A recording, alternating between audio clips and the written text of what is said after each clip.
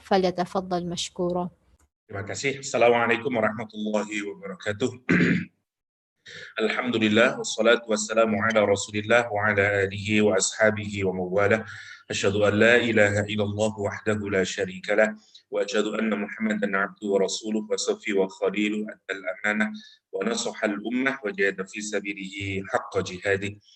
Ikhwa fillah rahimakumullah, puan-tuan yang dirahmati Allah Subhanahu wa taala.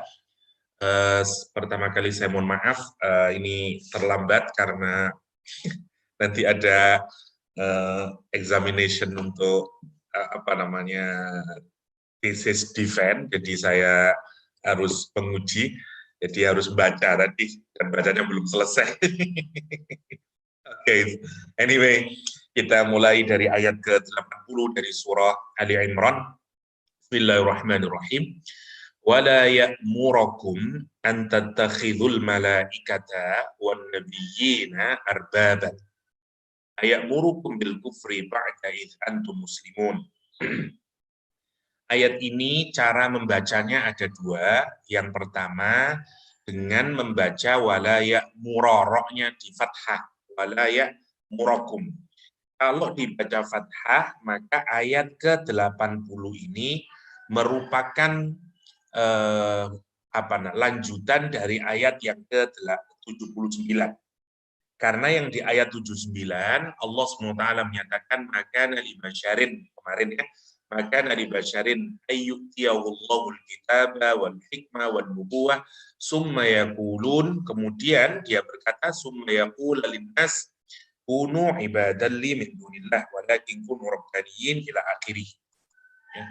Jadi ayat ke-80 dengan dibaca roh merupakan kelanjutan dari kalimat ayyakula tadi ya, di ayat yang ke-79 maka nabi basyarin ayat takhida ya, karena dibaca ayat takhida ya, ayat ke-79-nya ya. Sementara ayat ini ayat takhida ayyutiyahullah ya, kalau kita perhatikan maka nabi basyarin ayyutiyahullah, maka di ayat ini dibacanya la ya'murakum. Kalau dibaca dhammah rohnya la ya'murukum, ayat ini berarti tidak berkaitan secara langsung dengan ayat ke-79. Itu bacanya perbedaannya. Oke, mari kita lihat dulu wala ya'murakum. Dan tidak wajar juga makana yang kemarin tidak sewajarnya juga ya'murakum ya, seseorang itu memerintah kepada kalian semuanya ayyattakhidul malaikah wan nabiyyin, orang yang sudah Allah kasih Alkitab, Allah sudah kasih al-hikmah, Allah sudah kasih an-nubuwah ya. Pada konteks ini adalah para nabi, itu tidak wajar juga ya, untuk antattakhidul malaikah, untuk menyuruhmu menjadikan malaikat wan nabiyyin dan para nabi arbaban, jamak dari Rabb ya, Tuhan-Tuhan yang mengatur, yang memiliki kekuasaan atas dirimu, yang memberikan aturan-aturan hukum. Aya'murukum bil kufri, apakah patut dia menyuruhmu bil kufri untuk berbuat kufur ba'da idz antum muslimun ya, setelah atau di waktu kamu sudah menganut agama Islam, setelah kamu pasrah kepada Allah Subhanahu wa taala. Ayat ini merupakan kalau dibaca sebagaimana yang bacaan yang umum ya, wala ya'murakum, merupakan kelanjutan dari kritik Al-Quranul Karim terhadap perilaku ulamanya orang Yahudi, terutama pada konteks ini, atau nanti siapapun saja yang mendapatkan apa yang digambarkan Al-Quran sebagai tiga kemarin itu, yaitu Al-Hikmah, An-Nubuwah, dan Al-Kitab. Jadi saya ingatkan saja untuk memudahkannya sebentar. Di ayat yang kemarin kita bicara tentang mana tadi kursornya? Oke. Allah memberikan kepada seseorang yang kemudian jadi nabi ya, satu dikasih Alkitab, okay, plus dikasih Al-Hikmah, plus dikasih An-Nubuwah, dikasih An-Nubuwah. Oke, mana khususnya ini? Karena itu maka dia tidak bisa lain kecuali adalah nabi. Maka karena dia mendapatkan nubuwah, pasti dia adalah nabi. Apa yang tidak boleh? Ya, ini kemudian menyatakan ibadal kunu ibadan lana. Kunu ibadan lana. Ya. Tetapi mestinya dia memerintahkan kunu robbaniin. Oke. Yang di ayat ke-79 ya. Jadi kata Allah SWT, maka nali basyarin kemarin ayuti Allahul kitab wal hikmah wa nusma yakuluna kunu ibadal li min dunillah. Kalimatnya ibadal li min dunillah kita persiskan saja, ibadal li min dunillah. Oke. Ini secara khusus. Jadi kalau kita khususnya ini, jadi Nabi seseorang yang dikasih oleh Allah Alkitab, dikasih oleh Allah Al-Hikmah, ya, jadi urutannya kemarin dikasih kitab, kemudian pemahaman atas kitab tersebut, yaitu Al-Hikmah, kasih wahyu oleh Allah, dikasih pemahaman, dan kemudian dia berkewajiban untuk menyampaikan, namanya tabligh, karena itu dia dikasih nubuah, maka orang yang kayak demikian itu harus mengajarkan kunu rabbaniyin, ya. Bukan malah menyuruh kunu ibadalli min dunillah. Rumusnya kemarin. Pada konteks kita, tadabbur kita kemudian kita lebarkan maknanya. Dari sini ya, tadabbur kita adalah orang, kalau ada di antara kita siapapun sajalah yang oleh Allah dikasih Alkitab, Al-Hikmah, An-Nubuwah, dikasih ilmu, ya, dan pemahaman, ya, dan pemahaman terhadap kitab suci, ya, maka tentu saja dia juga berkewajiban untuk tabligh, untuk mendakwahkan, untuk mengajarkan, apa namanya lah. Bentar. Kita sebut saja ini Al-Qur'an ya untuk konteks kita. Quran, terus dikasih oleh Allah pemahamannya, terus berarti dia kewajiban untuk dakwah, ya, untuk dakwah, untuk mengajarkan.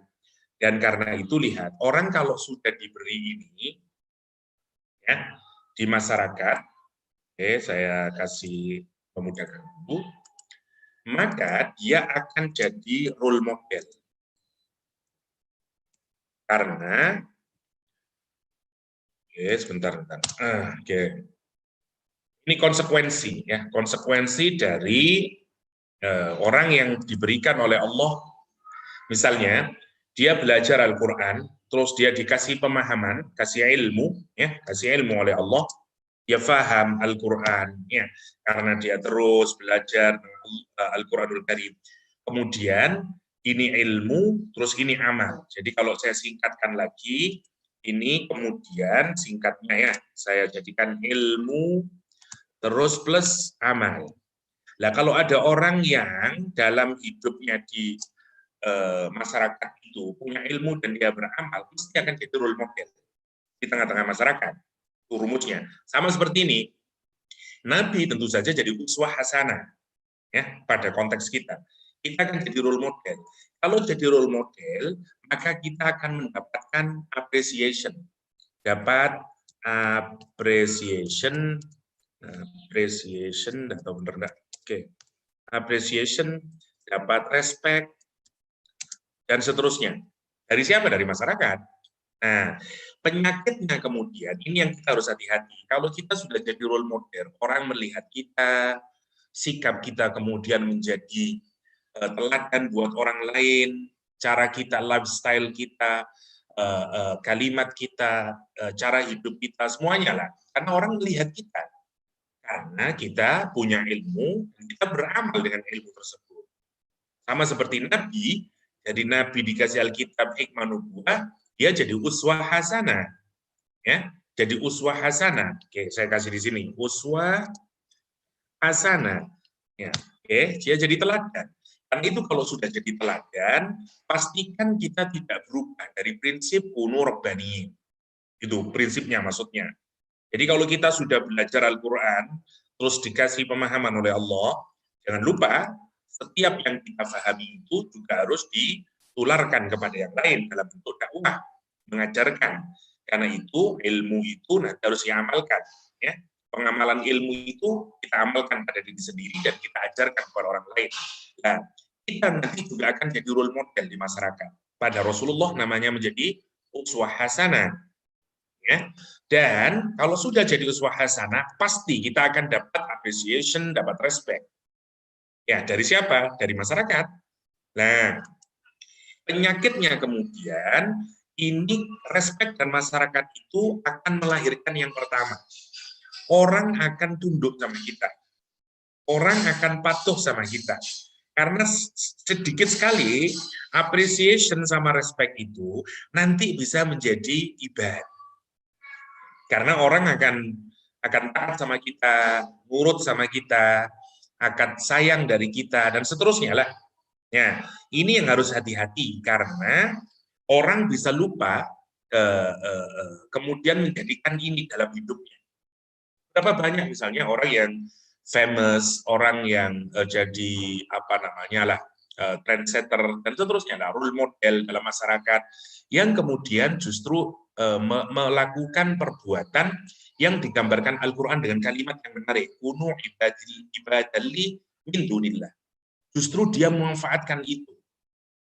Maka orang yang berkhidmat kepada dia menjadi, dia melakukan proses enslavement. Dia kemudian menggunakan ilmu yang diberikan oleh Allah itu untuk dia mendapatkan manfaat dari situ. Sehingga orang kemudian mengabdi kepada dia, puncaknya. Ya. Jadi kalau mau kita gambarkan runutannya, ya, misalnya dari apresiasi, dari appreciation yang didapat dari masyarakat, misalnya ya, kita tambah lagi ada respect, misalnya, terus ada apa lagi lah, misalnya lagi ada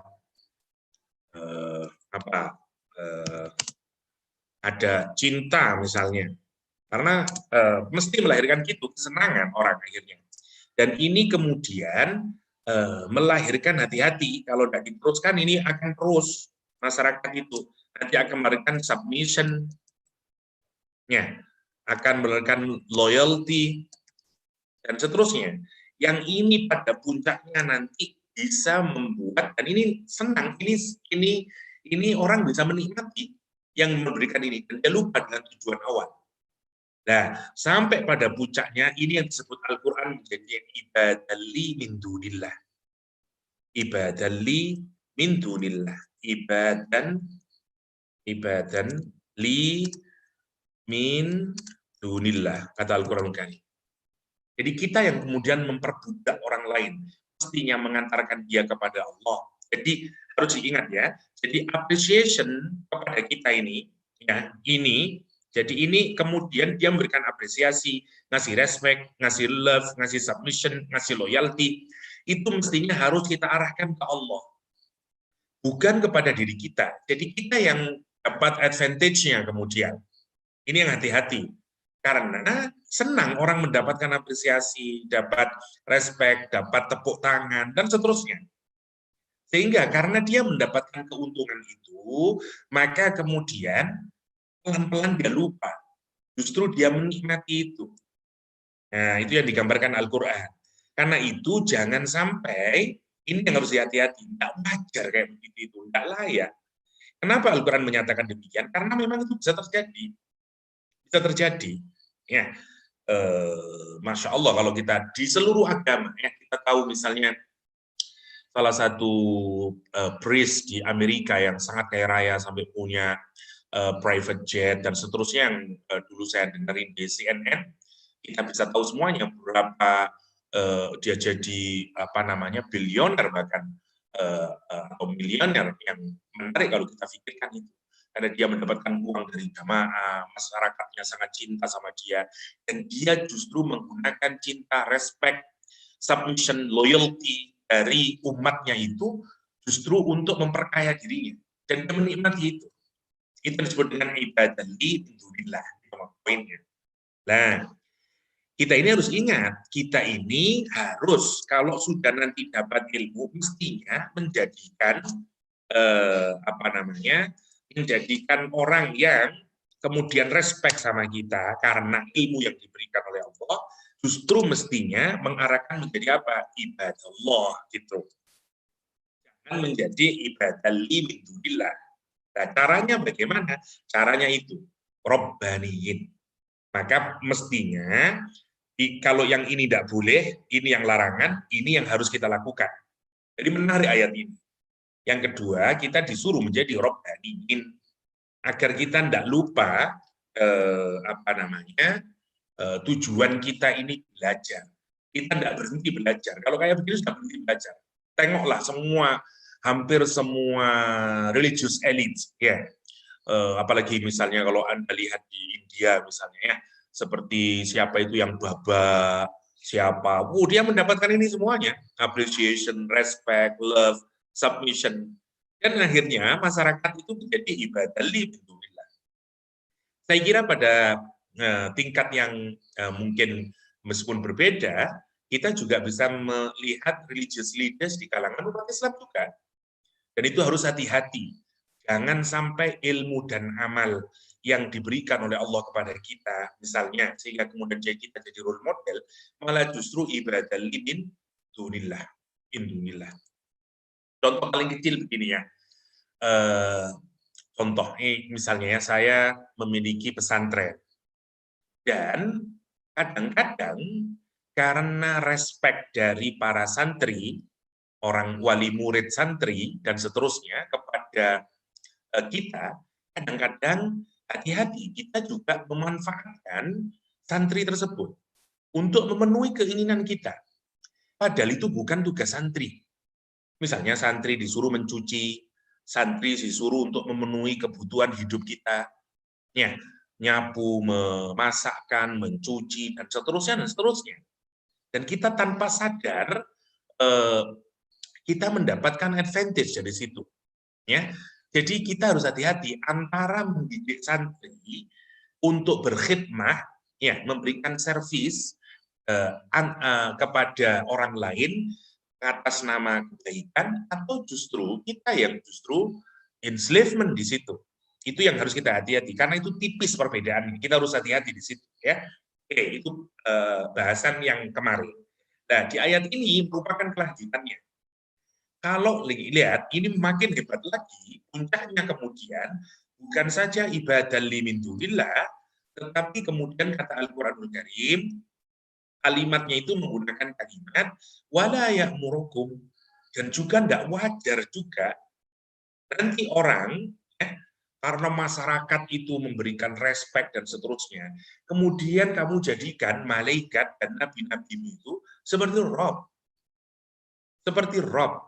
Ada cults di sana. Karena itu di barat kenapa kok muncul kultus? Kalau kita belajar tentang religious organization, ya, kalau dalam misalnya tradisi barat katakanlah, ya, ini kan mereka bermula dari cult dia, ya, nanti jadi seks, habis itu kemudian jadi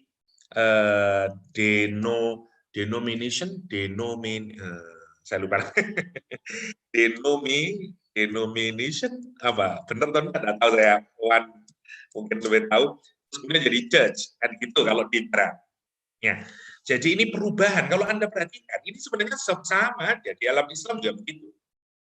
Kalau dia sudah nationally acknowledged dan sudah di-approve oleh government, tingkatnya sudah nasional, maka organisasi agama itu menjadi church. Seperti Anglican Church, ya, atau dan seterusnya. Roman misalnya Catholic Church, sudah jadi church. Sebelum jadi church, dia jadi denomination. Nah, sebelum jadi denomination, dia jadi sektarian dulu dia. Nah, sektarian muncul dari apa? dari religious leader yang kita loyal, kita appreciate, kita respect, kita giving love, dan itu disebut dengan cult. Nah, ini menarik. Jadi ini kalau diurut, ini adalah religious elite atau religious person, ya, atau leader. Maka pecahannya juga gitu. Kalau church ini nanti pecah, misalnya dia dipimpin, kalau kita bilang Katolik, katakan ya, misalnya dipimpin oleh siapalah, seseorang, somebody, misalnya oleh E. Kemudian E ini ditentang, misalnya oleh B, ya, B keluar dari B, B-nya keluar. B ini nanti kalau dia memiliki follower, maka jadi cult lagi. Nanti kalau dia jadi cult terus bermetamorfosis menjadi sect, dan kemudian jadi denomination, jadi church. Dan begitu kalau dalam sosiologi agama, kalau kita melihat proses terjadinya keagamaan. Saya contohin dalam Islam. Misalnya ya, dalam Islam contohnya. Oke, kalau kita sebut Islam itu, katakanlah, Islam itu kita sebut sebagai church, karena organisasinya besar.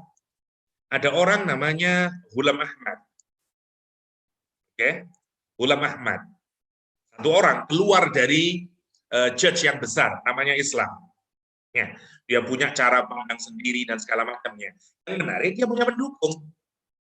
Jadi dia punya follower, kemudian followernya mengkultuskan dia, maka menjadi cult, dan seterusnya. Dan sampai kemudian menjadi apa yang sekarang disebut dengan Ahmadiyah. Bayangin kalau Ahmadiyah itu jumlahnya sama dengan UMNO misalnya, sama dengan apalah yang besar di Malaysia, maka pemerintah tidak akan menganggap lagi sebagai deviant sect. Jadi urusan orang itu dianggap devian atau tidak, itu kan sebenarnya tergantung dari berapa jumlah pengikutnya. Ini kan persoalan numbers sebenarnya. Ya, jadi siapa yang besar dan siapa yang kecil. Semua yang kecil kita sebut devian. Ya. Tapi kalau deviannya besar, maka tentu saja dia tidak bisa dianggap sebagai devian lagi. Kita menyebut sebagai another church kemudian. Nah, itu bahayanya. Ini kalau pada tingkat grup. Pada tingkat individu itu juga sama. Itu yang harus kita hati-hati dalam agama itu. Karena ilmu dan amal itu mesti akan membuat orang kemudian melahirkan apresiasi, melahir respect, melahir love, melahir submission. Dan jangan sampai kemudian, ini yang diingat-ingat oleh Allah SWT, kamu yang punya ilmu, jangan sampai kamu dapat advantage dari situ. Tujuan kamu mengajarkan agama itu adalah mengantarkan orang untuk menjadi ibadah Allah, bukan menjadi ibadah lillah. Karena itu lihat, ini kami itu harus jadi robbaniyin. Nah, itu yang harus diingat. Kita semua yang belajar agama itu tujuan utamanya adalah robbaniyin, bukan untuk mendapatkan ini. Ya, bukan mendapatkan appreciation, respect, love, bukan itu tujuan kita. Tujuan kita adalah belajar dan mengajar, dan itu adalah kegiatan sepanjang hayat sampai kita meninggal dunia. Nah, ayat berikutnya ini lanjutan. Maka juga tidak wajar kalau kamu memerintahkan untuk mengambil malaikat atau nabi-nabi itu menjadi Rob. Maka puncaknya lagi, jadi kalau di sini masih sebatas apresiasi, ya. Yang ketiga, nanti orang bisa menjadikan malaikat ya, plus nabi itu sebagai Rob. Sebagai Rob. Baik, Quran menggunakan kata Rob, yang ngapain berarti itu? Yang mampu mengatur, yang punya otoritas, ya, dan seterusnya, yang menumbuhkan. Berapa banyak misalnya. Kenapa dia ngomong malaikat? Karena knowledgeable person itu merasa dia punya private connection dengan malaikat. Dan kalau dia menyatakan dia harus menyembah malaikat, itu seakan-akan sebenarnya dia juga menguntungkan dirinya sendiri. Sama juga menyembah Nabi, dia sendiri pada konteks ini ya. Ini tentu ayatnya awalnya berkenaan dengan Rasulullah SAW, dengan para Nabi. Ya. Tentu saja tidak mungkin, kalau mereka itu robbaniyin, tidak mungkin mereka justru kemudian mengantarkan kepada umatnya untuk menyuruh menyembah malaikat atau menyembah nabi atau menjadikan malaikat dan nabi sebagai Rob. It doesn't make sense at all. It is impossible. Kira-kira gitu. Tidak mungkin. Kenapa? Karena Robbaniin. Dan itu seperti burger. Ya. Seperti sandwich. Jadi Robbaniin ini goal yang akan membuat kita tidak tergelincir di nomor 1 atau tergelincir di nomor 3. Itu poinnya. Dalam proses kita mempelajari Al-Quran ini, pastikan jangan sampai kita keliru. 1, pastikan goal kita adalah Robbaniyin. Nanti pasti, kalau nggak percaya nanti renungkan diri kita sendiri. Katakanlah, kalau terus belajar, nah tujuan utamanya Robbaniyin. Dan saya sangat yakin, pasti sudah dapat appreciation, pasti sudah dapat respect, pasti sudah dapat love dari followersnya, dari teman-temannya. Kenapa? Karena belajar agama. Karena belajar Al-Quran itu sudah pasti. Kalau tidak percaya, lakukan. Kita ini kalau belajar agama, ya belajar Al-Quran, terus Allah kasih pemahaman, dan seterusnya, itu pasti. Nanti godaannya adalah kita mulai dapat ini. Being famous, dapat duit, dapat respect, dapat semuanya lah. Dan itu hati-hati. Kita nanti tergerak untuk ibadah min dunillah. Itu yang harus kita ingat-ingat. Jangan sampai itu. Karena kita ingin mengantarkan orang lain menuju Allah SWT. Yang pertama. Yang kedua, atau ini. Karena kultus kemudian. Orang mengkultuskan kita. Ya, kalau pada konteks zaman dahulu, Nabi Isa sampai dijadikan Rob. Itu kan sebenarnya, kalau kita mikirin, kenapa sih kok ada umat yang menjadikan Nabi Isa sampai sebagai Tuhan? Itu awalnya dari mana? Excessive love. Excessive respect and appreciation. Ya, dan seterusnya. Sebenarnya kan karena itu persoalannya kalau kita pikirkan. Itu yang harus kita hindari. Itu kalau kita melihat tadabbur kita atas kalimat ini. Tentu konteks ayat ini adalah tidak mungkin Nabi Isa kemudian menyuruh umatnya untuk menjadikan malaikat atau nabi sebagai robnya. Tidak mungkin, kira-kira begitu. Ya, itu konteksnya. Tapi untuk proses tadabbur kita harus meluaskan maknanya untuk kita sendiri. Ya, itu yang pertama. Wala ya'murukum an tattakhidul malaikata wan nabiyina arbaban. Jadi la di sini ini banyak tafsirnya. Saya sebenarnya di bawah sini sudah ada. Yang pertama, kalau dibaca nasab aman nasbu la ya'murukum, ya, maka dia diatofkan kepada sumayakula. Ya. Yang tadi itu, maka nali basyarin ayyutiyallahul hikmah kitab wal hikmah dan seterusnya itu menubuah summa yaqula.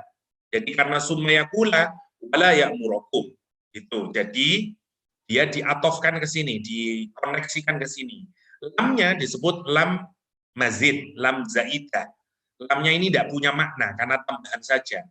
Jadi maknanya tidak sewajarnya setelah orang itu dikasih 3, Quran, hikmah, dan nubuah, menjadi nabi, kemudian justru mereka berkata seperti yang kemarin. Dan juga tidak wajar kalau mereka memerintahkan. Itu cara memahaminya. Oke, yang pertama. Yang kedua, kalau ini dibaca layak murukum, berarti kalimat pertama. Ini istiqnaf namanya. Jadi kalimat baru lagi. New sentence atau new sentence. Kalau dia new sentence maknanya juga dan nabi itu, ya, orang yang oleh Allah dikasih 3 hal itu juga tidak mungkin, impossible dan tidak wajar. Itu maknanya. Jadi la-nya menjadi la nafi, tidak mungkin mereka menyuruh. Gitu maksudnya. Itu perbedaan cara kita memahami. Tapi dua-duanya benar, ada perbedaannya. Oke. Ya'murukum jadi amar, tidak mungkin mereka memerintahkan. Jadi perintahnya dari mana? Dari diri mereka sendiri, dan itu sudah tidak mungkin. Mari kita lihat yang berikutnya, antattakhidahu. Perhatikan, Al-Biqai punya menarik ya. Kata Imam Al-Biqai dalam tafsirnya, Nadhud Duror, kata dia, kata at-tattakhidhu itu, ini datang dengan wazan ifti'al, ifti'ala ya. Wazan ifti'ala itu fungsinya adalah ini, penambahan huruf ta itu mengandung makna keterpaksaan dan rasa berat. Jadi tambahan huruf ta ya di dalam ilmu sorof itu mengandung makna majbulah ala tawajjuh ya. Bi annal fitra ya, fitrah kita itu sebenarnya jadi ya, makna lagi-lagi ya maknanya keterpaksaan dan berat hati. Wazan ifti'al itu seakan-akan ayat ini ingin menunjukkan kalau kita menyembah selain Allah itu mesti rasanya terpaksa dan berat. Kenapa? Karena fitrah kita itu dibikin natural, dibikin mudah, dibikin tidak berat untuk menyembah Allah Subhanahu wa taala. Tapi kalau kita menyembah selain Allah Subhanahu wa taala, mesti ada kulfahnya, ada rasa beratnya. Tapi kalau menyembah Allah, min ghairi kulfatin. Kenapa? Karena itu natural. Natural. Kita ini kalau nyembah makhluk, mesti ada beratnya. Ada perasaan apa namanya ya? Ya berat, dan itu dilukiskan oleh Al-Quran dengan penambahan huruf. Nah, karena itu tidak sesuai dengan fitrah, tidak natural bagi manusia. Itu poin yang diangkat oleh Imam Al-Biqai dengan kalimat apa namanya antatakhidu. Yang kedua, yang ketiga sekarang, al-malaikah dan nabiyyin. Tidak mungkin apa namanya, tidak wajar pula baginya untuk memerintahkan kamu menjadikan meskipun dengan berat dan susah hati menjadikan malaikat dan nabi. Kenapa figurnya kok hanya malaikat dan nabi? Kenapa kok tidak yang lain? Misalnya tumbuhan, gunung, apalah stone, anything lah. Kenapa? Karena ini secara kontekstual berkenaan dengan komunitas ahlul kitab, orang Yahudi dan orang Nasrani. Orang Yahudi dan Nasrani itu yang mereka jadikan arbaban min dunillah, ya, Tuhan-Tuhan yang palsu selain Allah SWT, itu adalah hanya dari dua sini, malaikat dan nabiyin. Karena itu kita melihat, oh Ustaz, berarti kalau menjadikan selain Allah dan Nabi sebagai roh apa-apa. Bukan, ini harus kita lihat konteksnya. Konteksnya adalah ini berkenaan dengan masyarakat Yahudi dan Nasrani yang Tuhan mereka itu dia jadikan malaikat sebagai Tuhan, sebagai Rob yang mengatur dia dan seterusnya dan seterusnya. Nabiyin kepada nabi mereka, itu yang menarik ya. Jadi bahkan kalau kita lihat orang Quraisy, sebagaimana yang kita pernah diskusikan waktu kita bahas kurban, itu patung-patung yang diletakkan di Ka'bah itu juga representasi dari malaikat yang mereka sembah. Karena mereka meyakini malaikat itu dekat dengan Tuhan dan mereka menjadikan malaikat sebagai apa namanya sesembahan kurban yang dengan itu dia akan bisa merasa dekat dengan Tuhan nanti. Ya, karena itu dia sembah, ya dan seterusnya dan seterusnya. Itu yang disebut dengan kenapa menggunakan kata malaikat yang pertama. Yang kedua, nabiyin, para nabinya yang disembah sebagai Uzair, dianggap sebagai nabinya, ya dan seterusnya. Itu arbaban min dunillah. Ayamurukum bil kufri ba'da id antum muslimun. Ya, apakah dia patut Nabi itu menyuruh kamu kufur ba'daid antum muslimun ya, setelah mereka pasrah kepada Allah, setelah mereka menganut Islam. Ini yang menarik ya. Jadi kalau kita lihat apa namanya logikanya ini kan Nabi ya diberi Allah apa namanya tiga hal ya, yaitu kitab, hikmah dan nubuwah ya. Kasih tiga, yaitu kitab, hikmah, nubuwah. Ini kan kemudian untuk apa kemudian mereka bertabligh untuk menjadi orang itu submit kepada Allah SWT atau disebut dengan muslim, agar orang menjadi muslimun kan begitu. Jadi Nabi itu mengajarkan ya bertabligh itu sehingga kemudian kita menjadi muslimun, atau bahasa yang lain tadi menjadi ibadallah. Nah, gitu toh, menjadi ibadallah.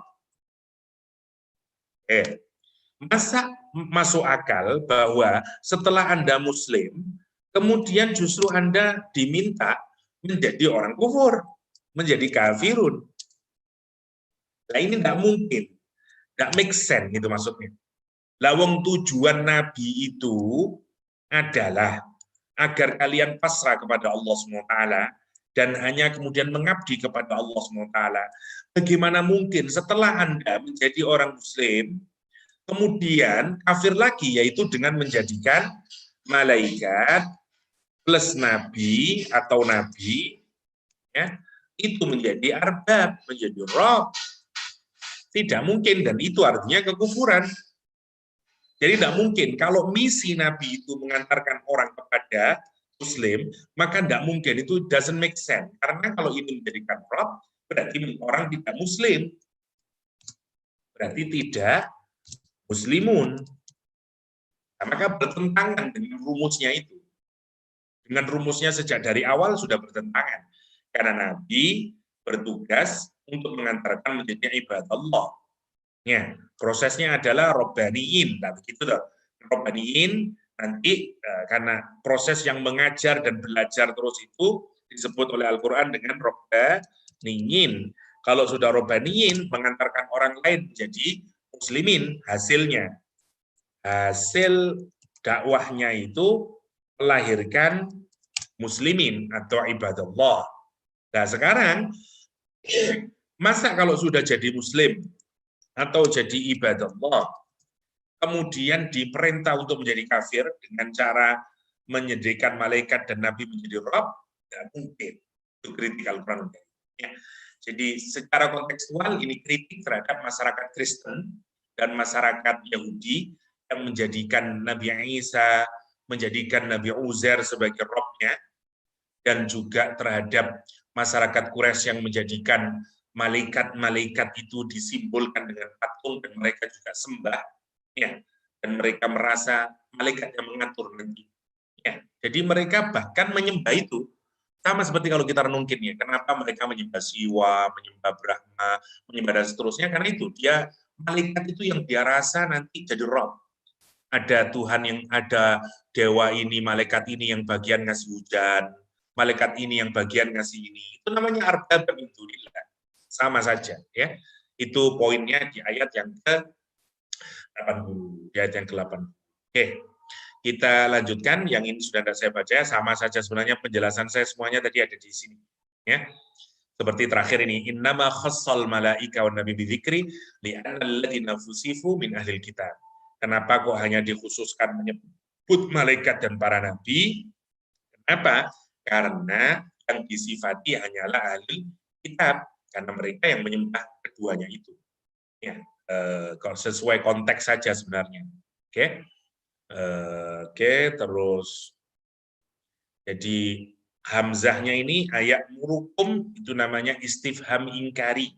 Ya, apa namanya? Pertanyaan tapi yang dimaksudkan untuk mengingkari. Ya, ayat murukum. Apakah kamu memerintahkan itu? Jawabannya harus tidak, karena adalah istifham ingkari. Oke.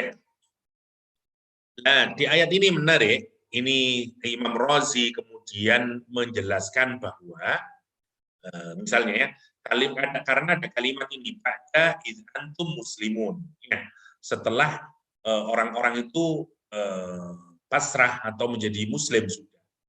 Jadi orang Nasrani, orang Yahudi yang beriman kepada apa yang diajarkan oleh Nabi Musa, apa yang diajarkan oleh Nabi Isa, oleh Al-Quran disebut muslim. Oke? Atau kalau ayat ini dihubungkan kepada umat Nabi Muhammad, ya muslim berarti yang percaya kepada Nabi Muhammad SAW. Yang jelas ayat ini mukhatabnya yang diajak bicara adalah orang muslim. Ya, orang muslim yang mereka datang kepada Rasulullah SAW meminta izin agar apakah Nabi Muhammad itu juga menginginkan agar mereka menyembah bersujud kepada Nabi Muhammad SAW. Orang Mu'tazilah namanya Al-Jubai, tokohnya Mu'tazilah ya, yang menyatakan bahwa ayat ini itu menjadikan petunjuk, kata dia, bahwa ada orang yang menyatakan kufur kepada Allah itu al-kufru billah wa al-jahlu bihi, wal iman billah wa al-ma'rifatu bihi. Ya, kata dia orang yang dianggap kufur itu adalah orang yang jahil, yang nggak tahu Allah. Sementara orang yang beriman adalah orang yang tahu Allah. Wadzalika li'anna ta'ala hakama bi kufri haula wa huwa qauluhu ayamurukum bil kufri summa inna haula'i kanu 'arifina billahi ta'ala bidalili qaulihi ta'ala ila akhirih ini. Ya. Jadi kata Al-Jubai, ini orang-orang ini tahu Allah itu yang menyembah, yang menciptakan langit, menciptakan bumi, tetapi lihat bahwa ketika Al-Quran menggunakan kalimat apakah kamu memerintahkan mereka untuk kufur, yaitu menjadikan apa? Menjadikan malaikat sebagai Rob, itu kata dia berarti kekufuran itu bukanlah karena orang tidak tahu, itu katanya orang Mu'tazilah, ya. Karena apa? Quran tetap menggunakan tersebut. Bagaimana jawabannya? Ahli Sunnah wal Jamaah yang diwakili oleh Imam Razi. Imam Razi menyatakan al-kufru billah wa al-jahlu bihi. Enggak benar. Memang yang dimaksud dengan kufur itu adalah orang yang tidak tahu Allah SWT. Tapi tidak tahu Allah itu, bodoh dengan Allah itu, tidak ma'rifat kepada Allah itu, bukan hanya ketidaktahuan dia akan keberadaannya, tapi juga tidak tahu tentang sifatnya, tidak tahu tentang asma'nya, tidak tahu tentang ilmunya, tidak tahu tentang perbuatannya, tidak tahu tentang asma dan sifatnya. Itu maksudnya. Dan maka ini karena argumentasi Mu'tazilah itu, jadi kalau orang itu tahu Allah, itu tidak mesti dia itu orang beriman. Kalau dia misalnya melakukan perbuatan dosa, dia dihukumi kafir oleh Allah SWT. Ya.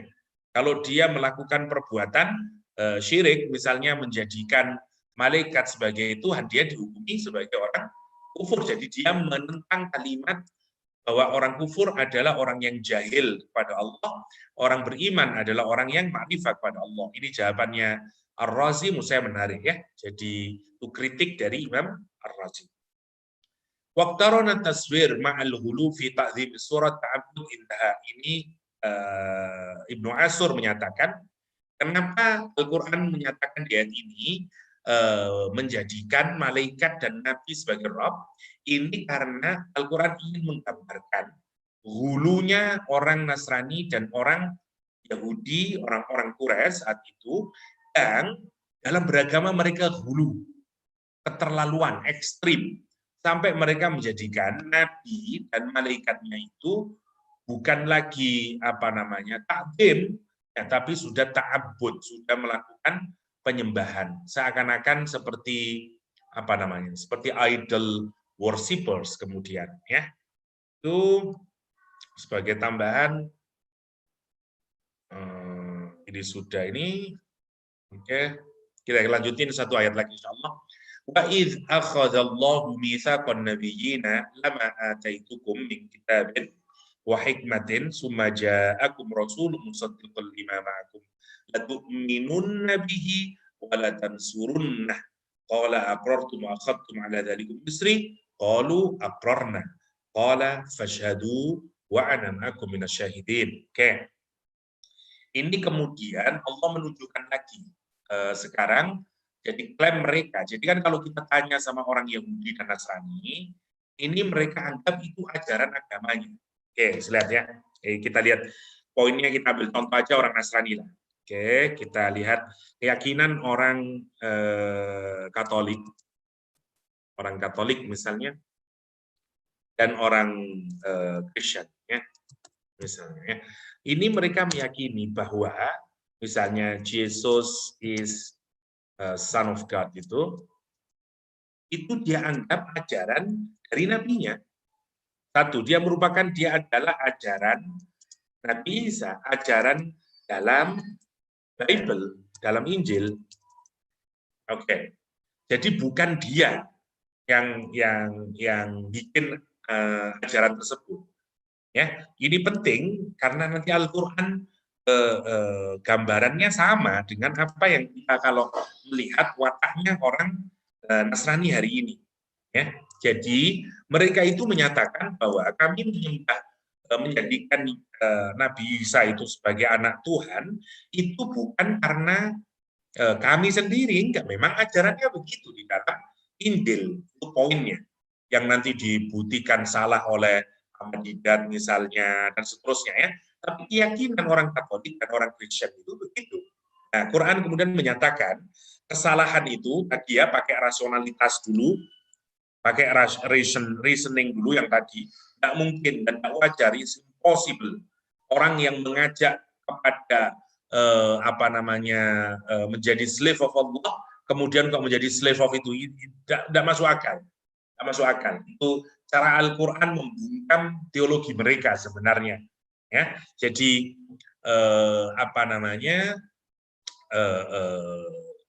yang pertama itu tidak mungkin kata Allah. Jadi karena Nabi itu punya misi agar umat itu manusia itu menjadi slave of Allah, ya, menjadi slave of Allah. Oke. Atau dalam bahasa yang lain tadi itu Muslim atau mukmin. Jadi logikanya kalau kemudian Nabi mengajak manusia misalnya, ya, ini tidak mungkin kemudian, it's impossible ngajak manusia menjadi tadi ibadali yang untuk kepentingan dia, ibadali, ya, ibadali misalnya, ibadan li, okay. Ibadan li itu sudah tidak mungkin karena untuk kepentingan dirinya sendiri. Berarti ini untuk kepentingan siapa? Diri sendiri. Ya, ini ada self interest di sini. Oke. Ini tidak mungkin. Yang pertama, atau kalau dia menyembah Allah dan seterusnya, itu juga tidak mungkin. Ya, kemudian menjadi slave of angel misalnya, atau prophet misalnya, ini sudah tidak mungkin. Ini yang disebut, ini cara argumentasi Al-Quran, ini berbeda dari tujuan awal. Dia impossible, tidak mungkin, tidak wajar bahkan. Ya, makana kata Al-Quran, la yang bagi, tidak wajar, tidak wajar. Tidak wajar itu maksudnya tidak rasional, impossible, tidak mungkin, itu poinnya. Ya, itu jawaban Al-Quranul Karim menggunakan logika yang pertama. Bagaimana Al-Quran menyalahkan itu. Yang kedua, ayat yang ke-81 itu jawaban secara spiritual. Ya, kalau yang ini jawaban pakai rasional, berikutnya adalah jawaban secara teologis. Ya, jawaban secara teologis. Apa jawabannya? Wa'idh, dan ingatlah, akhadallah mitsaqan nabiyyin. Ketika Allah mengambil mitsaq, ya, mitsaq an-nabiyyin, mengambil perjanjian. Mitsaq itu binding kontrak. Jadi kalau ada kontrak yang binding sifatnya, jadi misalnya nanti ini yang terikat. Jadi kalau ada janji yang terikat, ada ikatan, nanti pokoknya sampai tanggal segini ya, dan namanya mitsaq, ya. Karena itu misalnya ikatan pernikahan, ya, karena ada perjanjian di situ, disebut dengan mitsaq juga. Mitsaqan ghalidha kata Al-Qur'an Karim. Oke. Maka ingatlah kata Allah, ketika Allah mengambil mitsaqan nabiyyin. Kata mitsaqan nabiyyin ini ada banyak maknanya. Kita lihat saja, tidak saya tidak lihat di tafsirnya kelamaan ya. Jadi mitsaqan nabiyyin. Mana yang pertama adalah janji kepada janji Allah kepada seluruh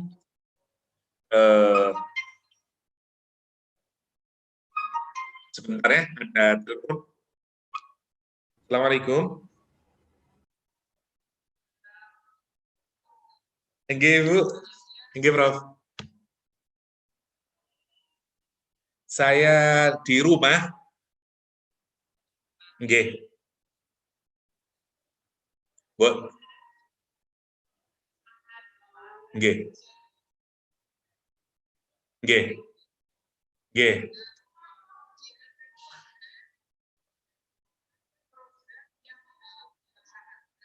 Nggih.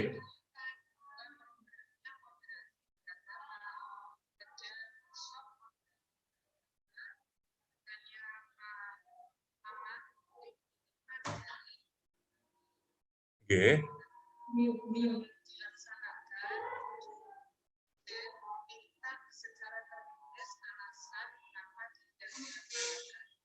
Oh, ngoten.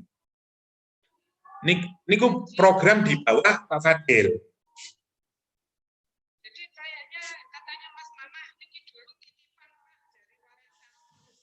Waduh.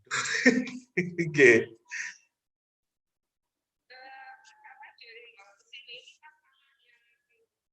Nggih. Nggih.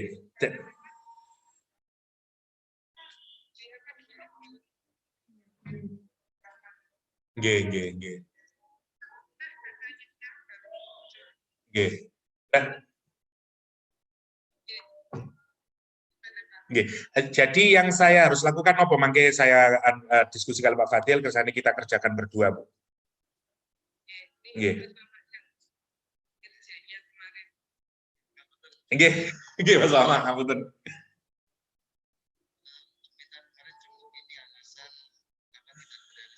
Oh. Jadi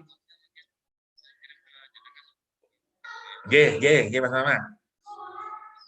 Nggih, tinggal nanti kami isi terus kami kirimkan kembali ke jenengan, ngoten Pak. Nggih. Nggih Mas Mama. Nggih, siap, nggih. Nggih, Bu. Nggih, ngapunten. Nggih, mantun niki menawi sampun diparingi napa namine forme kita isi kemudian dikirimaken. Nggih, Bu. Nggih, sami-sami. Nggih, Waalaikumsalam. Sorry, Mas.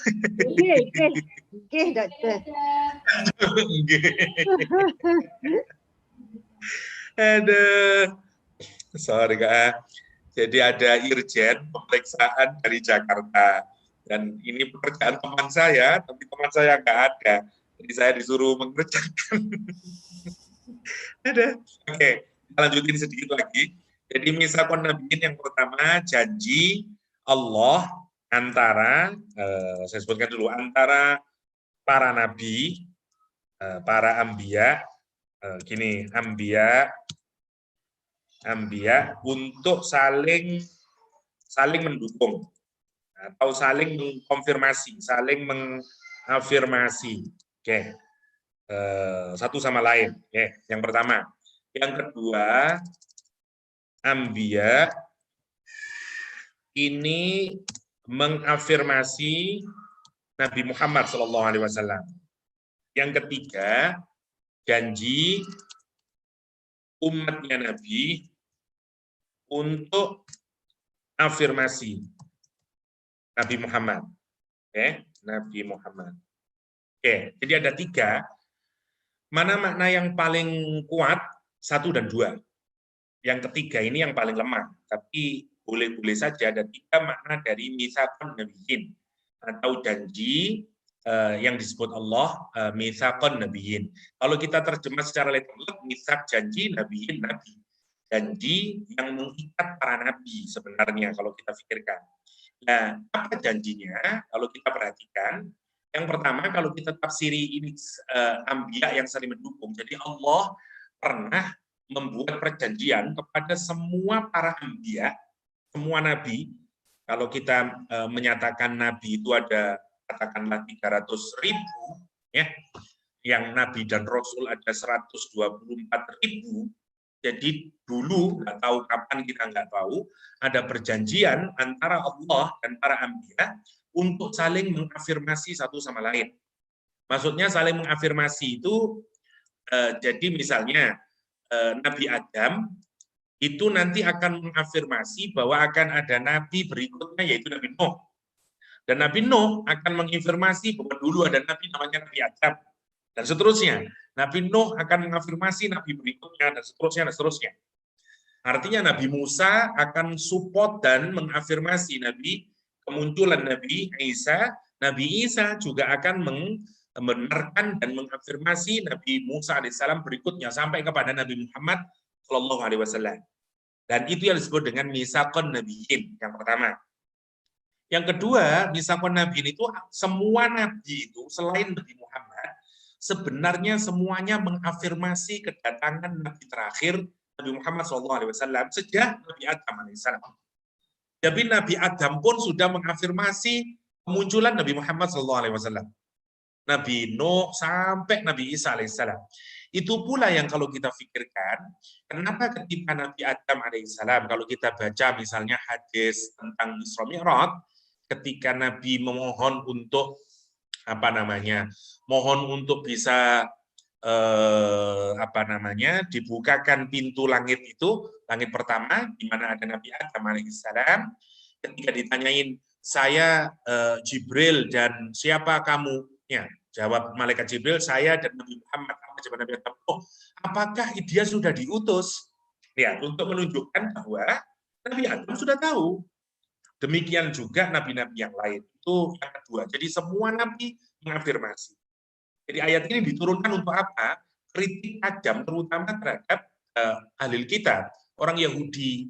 Bukankah kamu juga sudah di dalam kitabmu, nabimu mengafirmasi Nabi Muhammad SAW? Ya, dalam kitab Injil juga begitu. Bukankah Nabi Isa alaihissalam juga mengafirmasi? Dan Quran menggunakan itu bukan sekedar afirmasi, tapi misak. Dia perjanjian yang sangat kokoh, yang terikat antara para nabi dan Allah Subhanahu wa taala. Yang kedua, kata nabi ini ditafsiri dengan umatnya nabi. Jadi umatnya nabi itu sudah ada perjanjian bahwa dia akan, misalnya orang Yahudi di dalam kitabnya itu sebenarnya sudah ada perjanjian dengan nabi mereka, yang berarti dengan Allah SWT, untuk mengimani Nabi Muhammad SAW kalau muncul. Kalau nanti diutus, begitu pula dengan orang Nasrani. Itu yang disebut dengan misaqon nabiyyin. Oke. Lalu kita lanjutkan. Wa id akhadallahu mitsaqan nabiyyin lama ataitukum min kitabin wa hikmatin. Ya. Ma-nya ini bisa ma masdariyah. Jadi ingatlah ketika Allah mengambil perjanjian dari para nabi. Sungguh apa saja, makanya disebut dengan ma masdariyah, ya.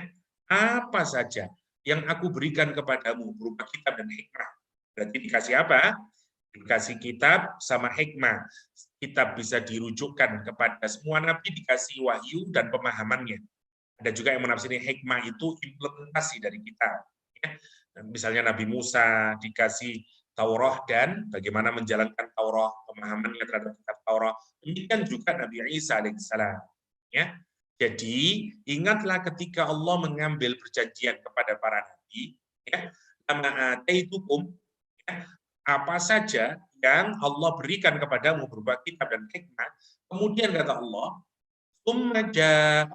kemudian untuk waktu yang lama setelahnya, karena ada jeda waktu yang lama, 600 tahun jedahnya antara Nabi Isa alaihissalam dengan Nabi Muhammad SAW, tetapi kemudian summa ja'akum. Apalagi kalau kita hubungkan dengan Nabi Musa alaihissalam makin jauh lagi, karena itu Quran menggunakan kata summa. Kemudian datang kepada kalian rasulun, sekarang satu orang rasul, yaitu Nabi Muhammad SAW. Musaddiqul lima ma'akum, yang membenarkan terhadap apa saja yang ada bersama kalian, yaitu Taurat, benerin Injil, ya, membenarkan apa yang harus dibenarkan, yang salah ya kemudian dibenarkan, namanya musaddiq. Ya, sudah pernah kita bahas ya. Apa perjanjiannya itu? Perjanjiannya atu'minunna wala tansurunna. Perjanjiannya ada dua. Pasti lihat kalimatnya semuanya pakai taukid, pasti lamnya nunnya nun taukid. Pasti kamu akan beriman. Pasti kamu akan menolongnya. Pasti akan mengimani Rasulullah. Yang kedua pasti akan menolong Rasulullah SAW. Karena itu dalam hadis Rasulullah SAW menyatakan, kalau Nabi Musa hidup hari ini, dia akan beriman kepadaku. Dan dia pasti akan menolongku. Karena itu juga kenapa Nabi Isa nanti ketika diutus tidak membawa syariah baru. Karena dia juga akan mendatang menjadi umatnya Nabi Muhammad SAW. Itu yang menarik. Jadi, dan sholatnya sebagaimana sholat umat Islam. Ya, karena pasti akan mengimani, latu'minunna, ya, walatansurunna. Ya, qala, perjanjiannya kemudian diminta oleh Allah, aqartum, apakah kamu mentakrir, mengafirmasi, aqartum, mengikrarkan hal tersebut, sudah masuk dalam bahasa kita ya, ikrar, sudah mengikrarkan hal tersebut, kamu yakin, pasti, mau benar-benar itu, ikrar, kan dalam bahasa Indonesia ikrar sama dengan janji, artinya kamu mau setia dengan janjimu itu, mengafirmasi itu, wa akhadtum ala dzalikum isri, kata Al-Qur'anul Karimnya.